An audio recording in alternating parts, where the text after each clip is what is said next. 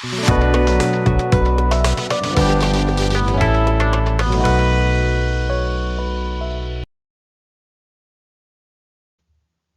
everyone. So already we have studied the concepts of exercise 1.4. Actually इससे पहले वाली video में क्या था, there were 3 theorems और theorems जो हैं उनसे हमें ये पता चलता है कि when you will say that the decimal expansion of a rational number would be terminating or non terminating. So वो जो 3 थ्योरम्स हैं, अगर बाय चांस आपने नहीं लास्ट वीडियो देखी है तो पहले वो लास्ट वीडियो देख लो and then will start the exercise. So exercise में फर्स्ट क्वेश्चन क्या है? So in exercise first question is without actually performing the long division. Actually अगर कभी हमें ये कहा है कि नंबर्स का डेसिमल एक्सपेंशन बताओ टर्मिनेटिंग होगा या नहीं, तो हम क्या करेंगे? डिवीजन ही तो करेंगे. लाइक वी डिवाइड 1 बाय से 3. So if I divide 1 by 3, so we get we need to put 0 here, so 0.10. so 3 is a 3 is a 9. So here again you have 10. So this will keep on coming like this. So the decimal expansion of 1 by 3 is equal to 0.33333 and all threes. ठीक है. So that means this is non terminating. तो divide करके तो हमें पता चल ही जाता है कि वो टर्मिनेटिंग है या नॉन टर्मिनेटिंग है. ठीक है. तो वो क्या कह रहा है कि एक्चुअली डिवाइड नहीं करना है. तो दैट मीन्स इस क्वेश्चन में अगर आपने डिवाइड करके आंसर निकाला तो दिस विल गो रॉन्ग. ठीक है. इसके कोई मार्क्स नहीं मिलने वाले हैं.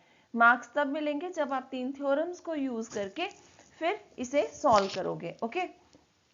अब so the decimal expansion state whether the following rational numbers will have the terminating decimal expansion or non-terminating. तो इसके लिए हम क्या करेंगे? So firstly we'll write the number into lowest form. Number दिया हुआ है 13/3125. इसको पहले लोएस्ट फॉर्म में लिखेंगे. ठीक है. लोएस्ट फॉर्म का मतलब जितने से कटता है काट दो.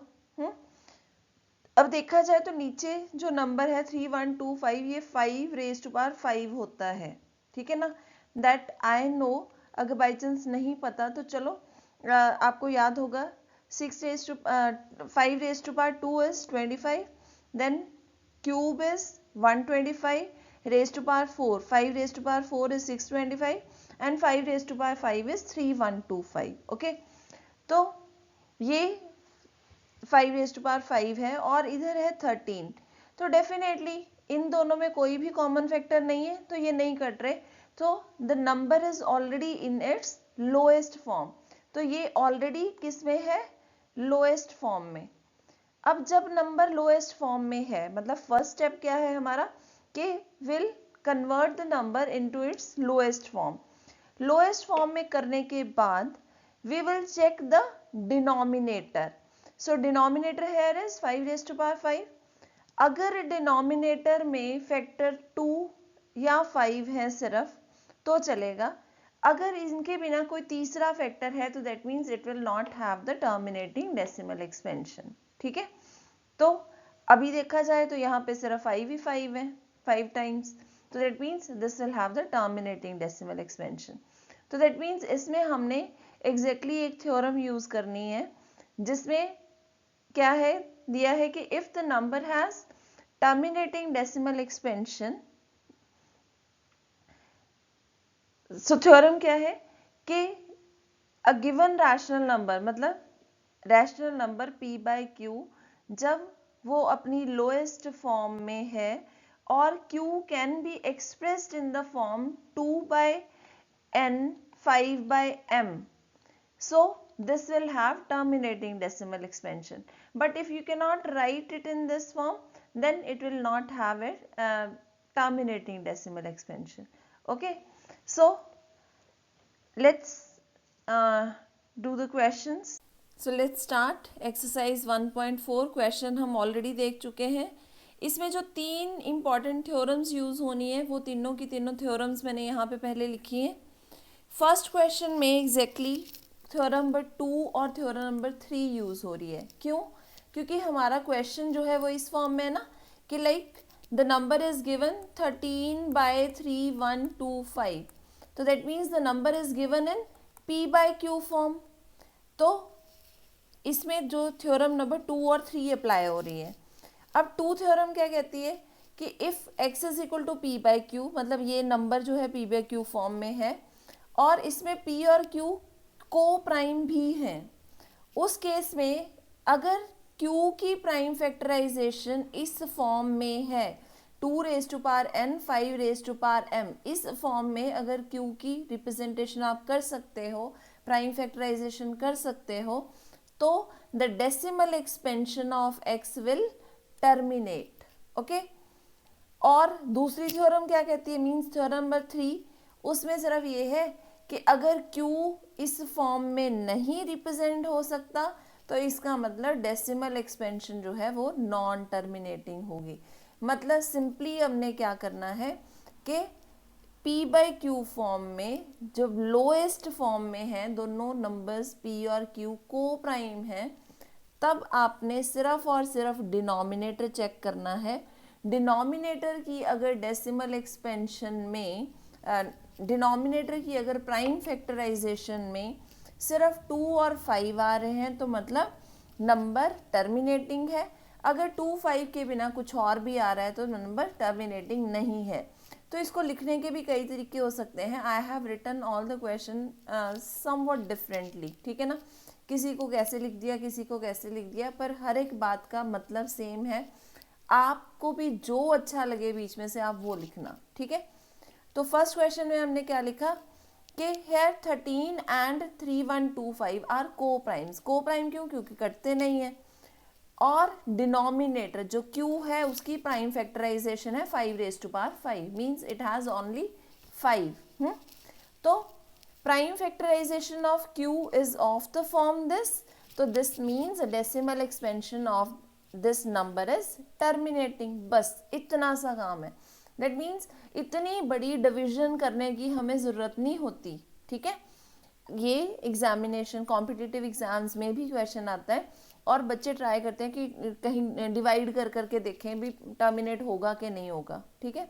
तो अगर आप उस तरीके से चल रहे हो तो दैट इज़ रॉन्ग। सिंपली हम ये मेथड अडॉप्ट करेंगे। ओके। लिखने का मेथड थोड़ा सा अलग हो सकता है। सेकंड क्वेश्चन देखो मैंने क्या लिखा है, 17/8। अब इसमें 17 एंड 8 आर को प्राइम्स। क्योंकि ये को प्राइम्स हैं, मतलब आपस में एक दूसरे से नहीं कटते हैं, तो हम सिर्फ डिनोमिनेटर की प्राइम फैक्टराइजेशन देख लें। डिनोमिनेटर की प्राइम फैक्टराइजेशन 2⁵3 है, उसको हम इस फॉर्म में भी लिख सकते हैं क्योंकि 5 बीच में है नहीं, तो 5⁵0 लिख दिया। तो because it has the same form, सीधा इससे कंक्लूड हो गया कि it has terminating decimal expansion. Okay. कोई और फैक्टर नहीं ना आया, कोई 3 नहीं है, कोई 7 नहीं है, तो it has terminating decimal expansion. Third question 64/4/5। इस केस में देखो ये दोनों फिर से को प्राइम है और 455 that can be written as 5 × 7 × 3, मतलब उसकी जो प्राइम फैक्टराइजेशन है ये है। और this can not be expressed in this form, this means this is non terminating. Okay. So now the next part is 15/1600. Okay. So firstly express it in the lowest form. 2 ये 5 पे divide हो रहे हैं दोनों, 5 पे divide करके आपके पास आ गया 3/320. Now you can write 320 as 2⁶6 × 5⁵1. अब इस प्राइम फैक्टराइजेशन में आपके पास सिर्फ 2 और 5 है। It does not contain any other factor other than 2 and 5. So this means this has terminating decimal expansion. Okay. Next is 29/343. So we know that 343 is the cube of 7. So its prime factorization is 7⁵3. 29 is prime number. So that means 29 and 343, they are co-prime. So this is already in its lowest form. So because it is in already the lowest form, so prime factorization we have done. So now this cannot be expressed, means the denominator here, this cannot be expressed in the form 2 raised to power n, 5 raised to power m. So this means this has non-terminating decimal expansion. Okay. So next part, 23 by 2 raised to power 3, 5 raised to power 2. So in this case we don't need to even check whether they are prime or they are co-prime or not, because if they are not co-prime, so then definitely it will reduce the number of 2s or 5s in the denominator, है ना. Already जब denominator में है ही 2 और 5 और वो अभी अपनी लोएस्ट फॉर्म में हो चाहे ना हो, दोनों केसेस में नंबर ने तो टर्मिनेटिंग होना ही होना है ना. सो this way I have written that 23 is prime number, hence this is already in its lowest form and denominator has already been expressed in the form this, so it has the terminating decimal expansion. In the next question, 129 will not cancel with 7 raised to power 5, we know that. So if we do the prime factorization, 129 is equal to 3 raised to power 2 into 43. So in this representation, P and Q are co-prime and 7 cannot be eliminated from the denominator. किसी भी तरह से आप यहाँ से 7 को तो हटा नहीं सकते ना, तो इसका मतलब जो नीचे वाला मतलब डिनोमिनेटर है उसकी फॉर्म सिर्फ ये नहीं है, तो that means it has non terminating decimal expansion. Okay, and we know that whenever in the rational number the decimal expansion is non-terminating, it is always repeating. So that you may also mention. Then in 6 by 15 you can write it in the lowest form as 3 by 5. So here the denominator can be expressed in this form, so it has terminating decimal expansion. Similarly the ninth one, 35 by 50, so you can cancel it by 7 by 5, so this will give you 7 by 10. So here denominator can be expressed in this form, so this is terminating. Means in all the questions you may see that I have not written the same statement, so this statement is not always the same. So this is whatever come to your mind depending upon the theorem. ठीक है, theorem का mention भी हो जाए और जिस भी form में मतलब आप अपने वर्ड्स में लिख सकते हो, आप उस तरह से लिखो. ठीक है. सो लास्ट वन है 77 बाई 210. सो ये भी 7 पे कैंसिल होके ये बन गया 11 upon 3 into 2 into 5. So here also the presence of 3 will make it non-terminating. So the next question is, write down the decimal expansion of those rational numbers in question 1 above which have terminating decimal expansions. So here you need to write the decimal expansion of only those numbers which were terminating. So you have already found that which has terminating and which number had non-terminating decimal expansion. So that we have already done. Now what we need to do, that is just we will find the decimal expansion of those numbers which had terminating decimal expansions. Okay, so how you will do this? The first method is you can do it like the first part was 13 by 3125 which was terminating. So the first thing is you can do it like 13 divided by 3125. But this is what we were doing since our childhood, है ना. छोटे होते से हमने यही type की तो division सीखी थी. And here when you are in class 10th you must not perform this. So I will tell you the shortcut. Okay, so how to do this is 13 by 3125 and for this number we had already prime factorized the denominator, and the prime factorization was 5 raised to power 5. Okay, so because this is already available, what we will be doing, just multiply numerator and denominator both by 2 raised to power 5. So when you will multiply it by this number, what you will get? So the result would be 13 into 32 divided by 10 raised to power 5. And 10 raised to power 5, if this is in the denominator, so you can just place the decimal point at appropriate place. That's all. So this is easy. So what we need to do, instead of doing this long division, we will be just multiplying 13 by 32. So when we multiply 13 by 32, the answer is 416. So divide by 10 raised to power 5 means just put the decimal point at 5 places from the right. So this is 416.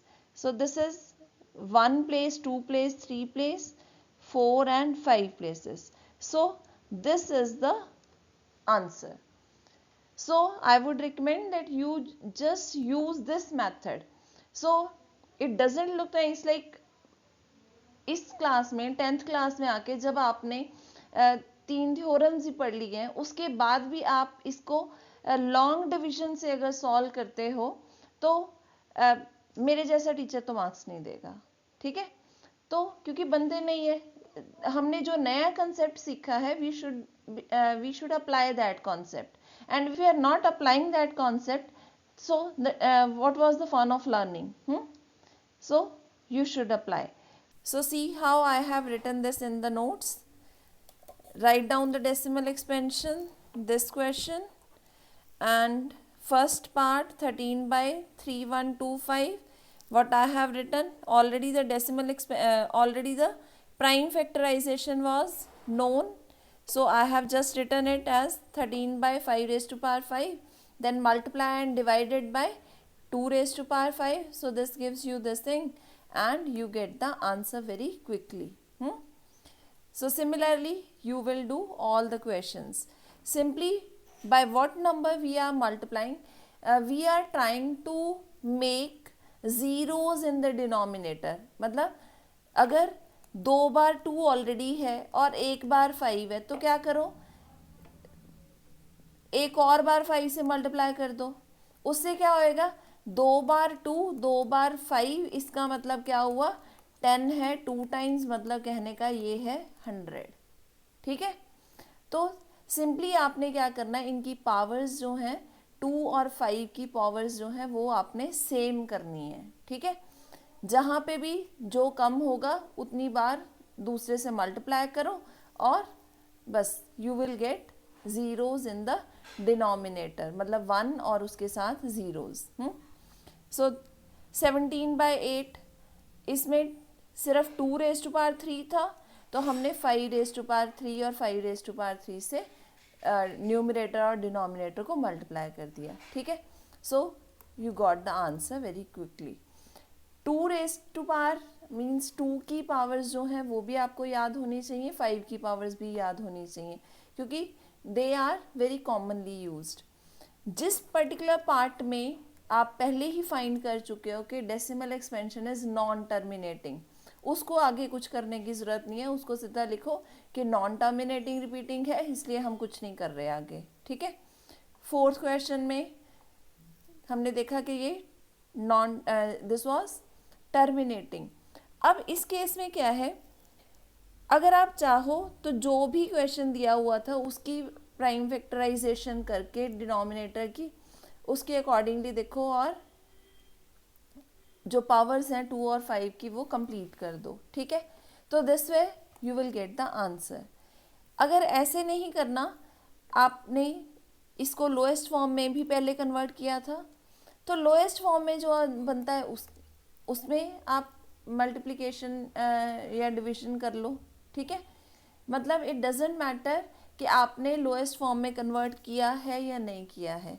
So in this case you can do it without converting it into the lowest form also. ठीक है. Then आगे जो numbers का terminating था, non terminating था, वो हमने directly लिख दिया कि it has non terminating decimal expansion, so we will not do anything. और जिसका नहीं था उसमें हमने लिख दिया कि जिसका टर्मिनेटिंग था उसका हमने डेसिमल एक्सपेंशन ने निकाल के दिखा दिया. ठीक है. So this way you can do. So I hope कि ये सबको समझ आ गया होगा. हाँ. So let's move to the next question. Next question हम यहीं से कर लेंगे बिकॉज सीधा उसने क्वेश्चन नंबर पूछे कि क्या वो टर्मिनेटिंग है या नॉन टर्मिनेटिंग, या वो रैशनल है या इरैशनल है. तो वो तो देख के बताना है और उसमें सिर्फ लिखने का ही काम है, तो वो हम यहीं से कर रहे हैं. कहते हैं the following real numbers have decimal expansion as given below. तो कोई होंगे रियल नंबर जिनकी डेसिमल एक्सपेंशन ये दी हुई है.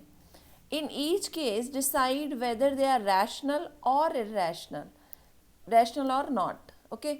तो हमें रैशनल और इरेशनल की सारी प्रॉपर्टीज़ पता है कि अगर नंबर रैशनल होता है तो क्या होता है. रैशनल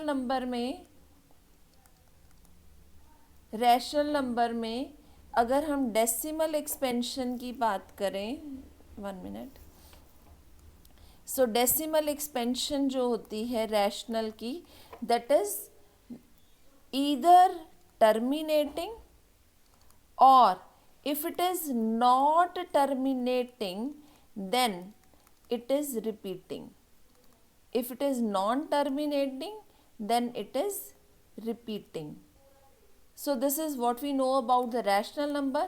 और अगर irrational number है तो उसमें क्या है, दोनों ही नॉन, मतलब नॉन ही टर्मिनेटिंग होता है नंबर और नॉन ही रिपीटिंग होता है.